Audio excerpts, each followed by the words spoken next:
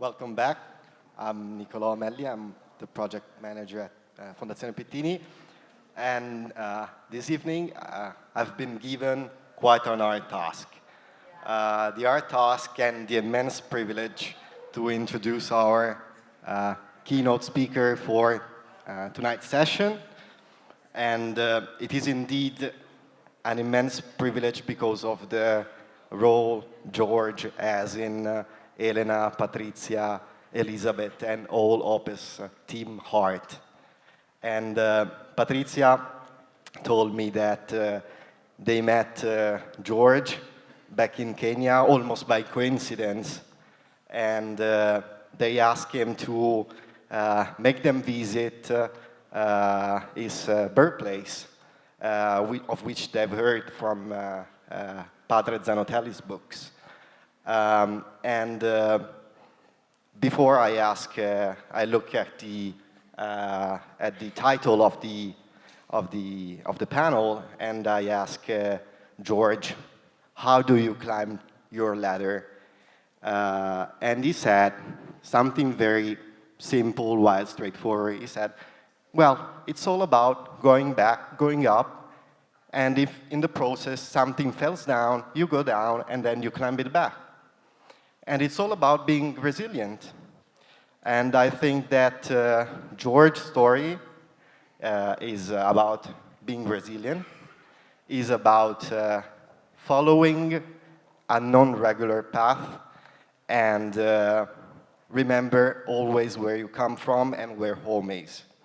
So without any further, I would give George the floor with immense privilege, and thank you so much. Thank you very much. Thank you very much, Nicolo. Thank you very much, everybody, for... I'm very much happy to see you here at Todi. As the way Nicolo said, I would like to appreciate Elena and the team for inviting me to present my story.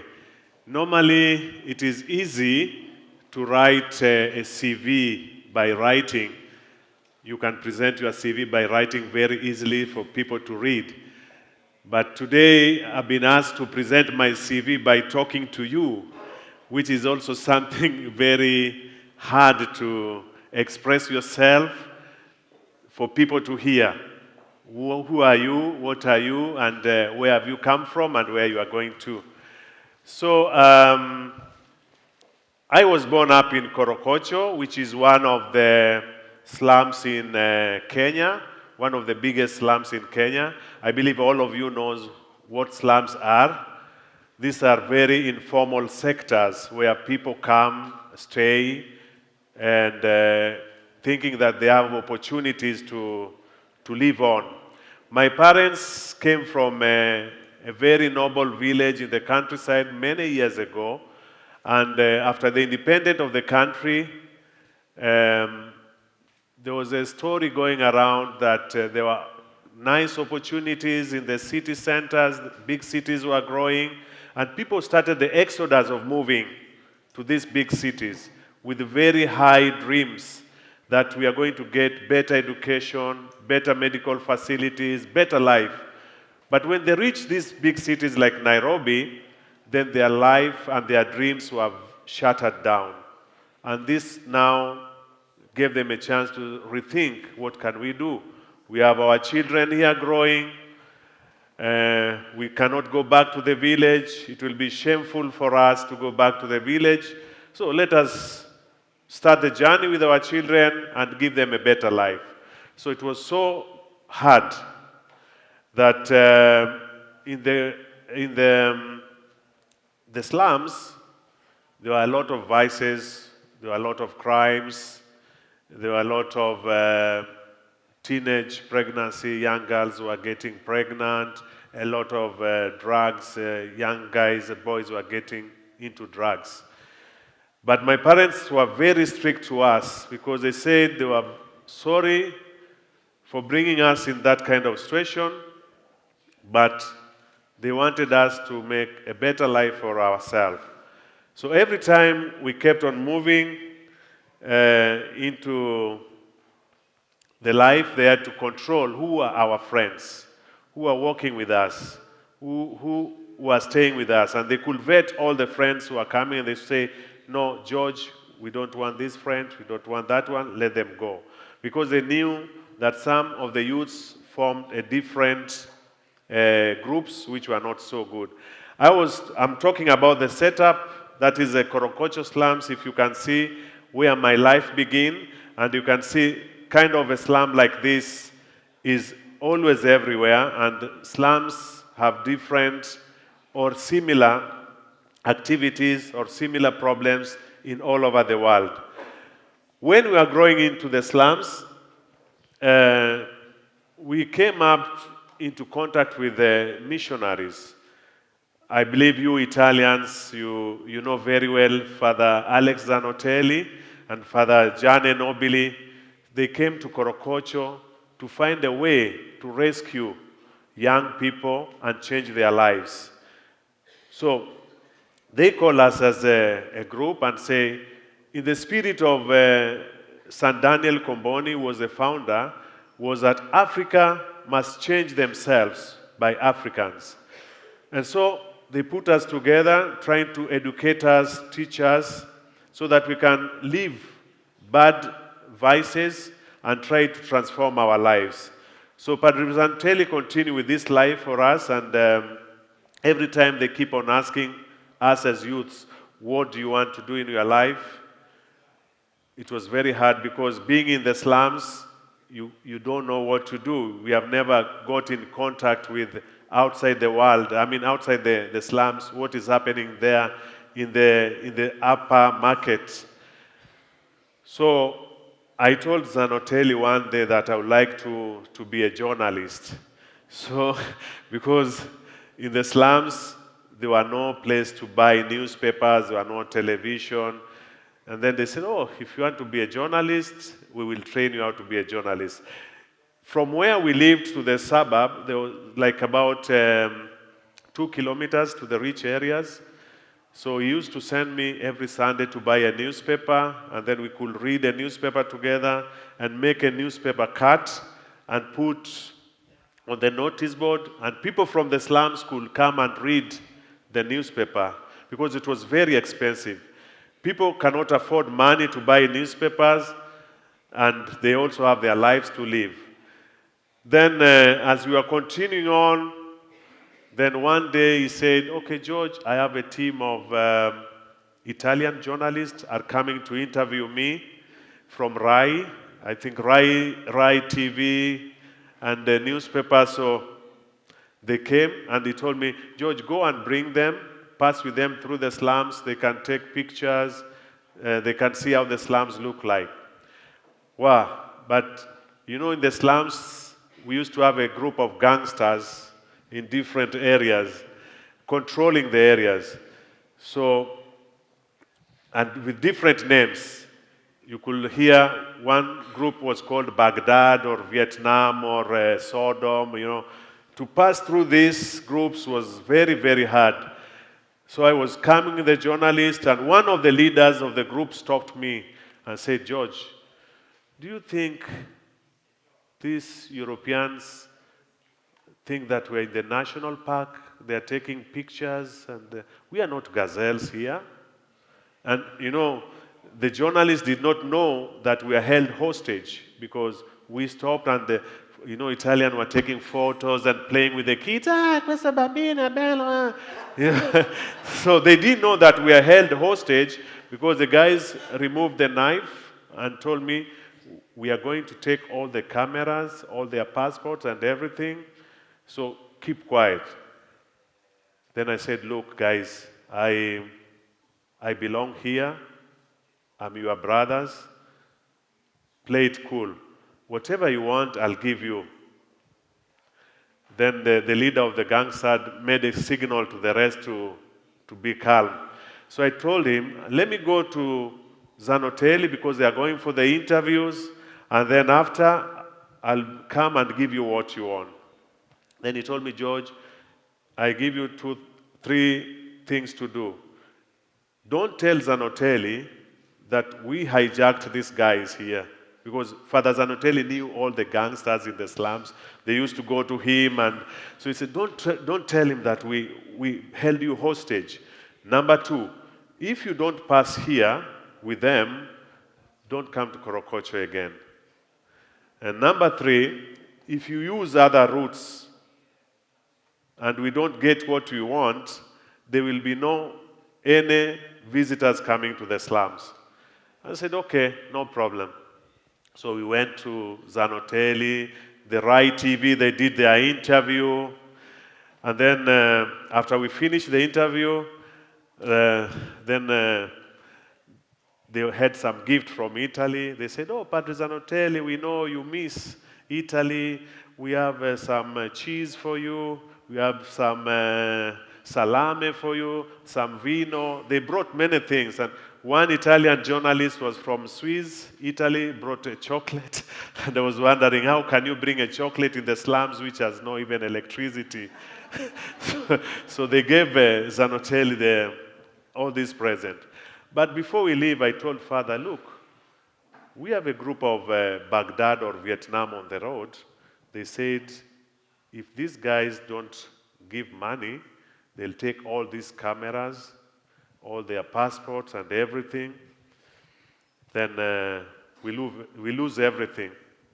So Zanotelli said, no, George, don't encourage that. You know these people. They are your brothers and sisters here. Why do you? I said, Father, this is not easy.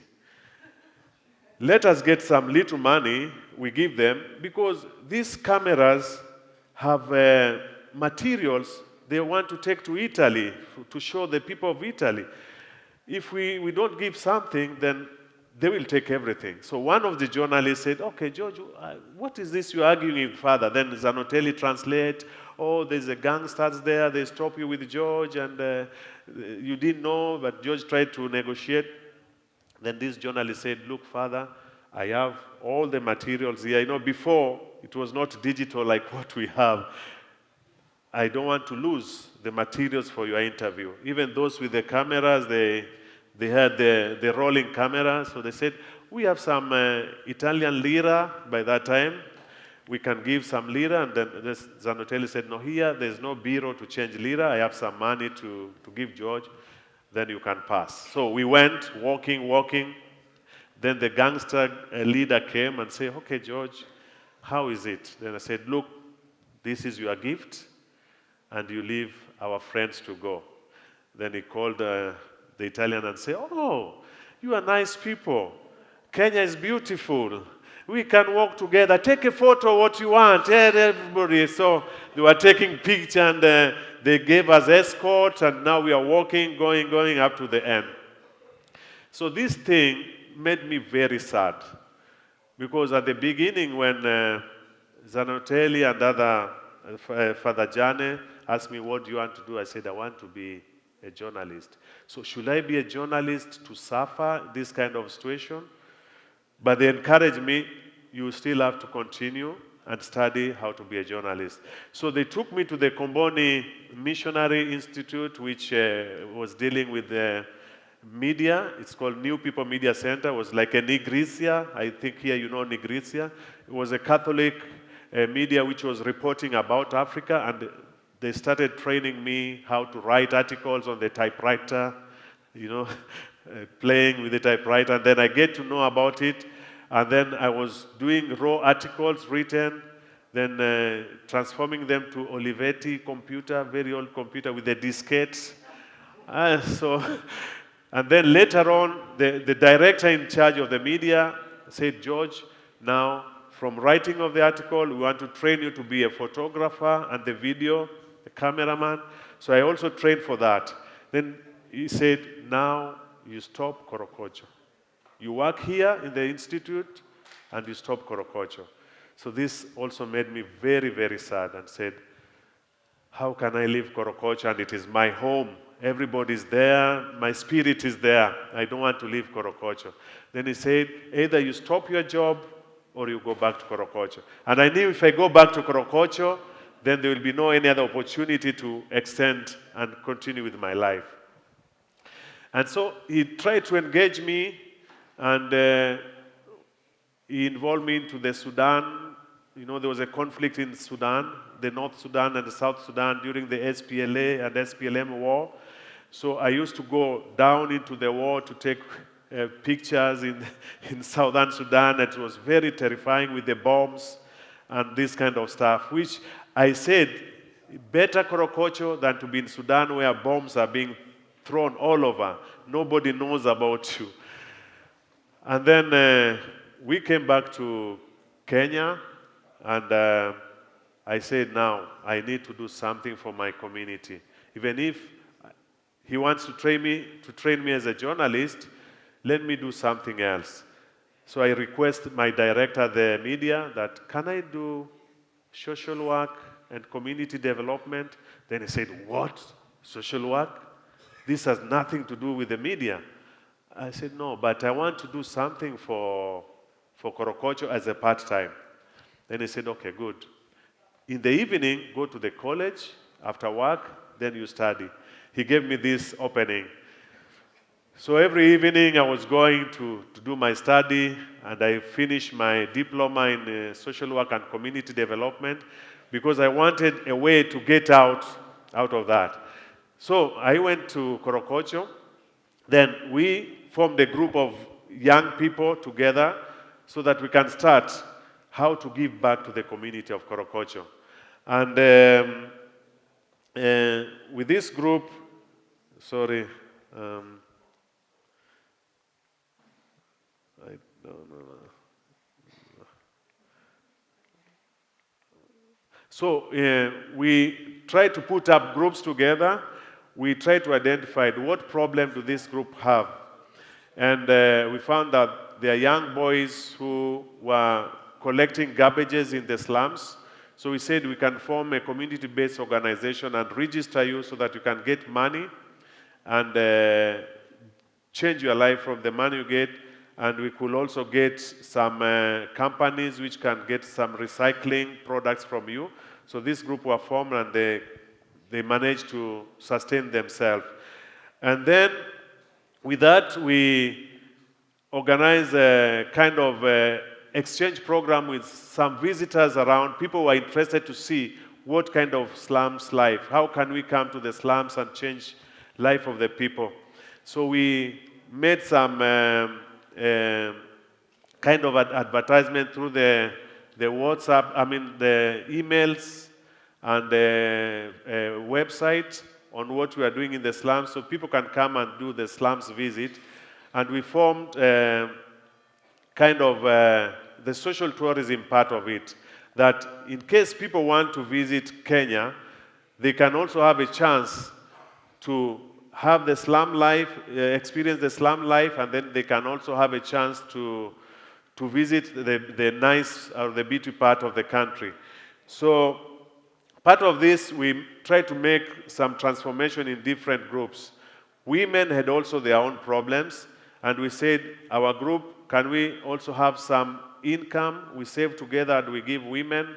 So these women can also help their young girls and boys to save some little income. They form like a small micro credit companies or a society where they can save money and give loans to each other, and they proceed to make sure that the girls are in school.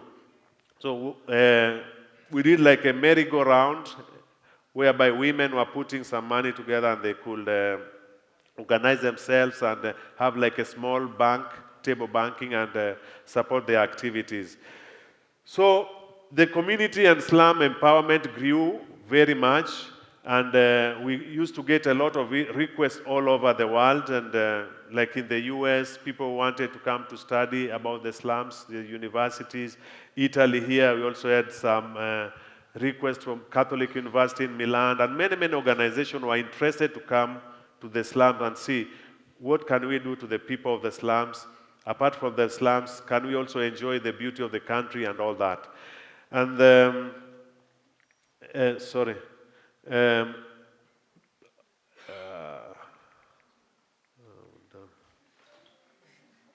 Anyway,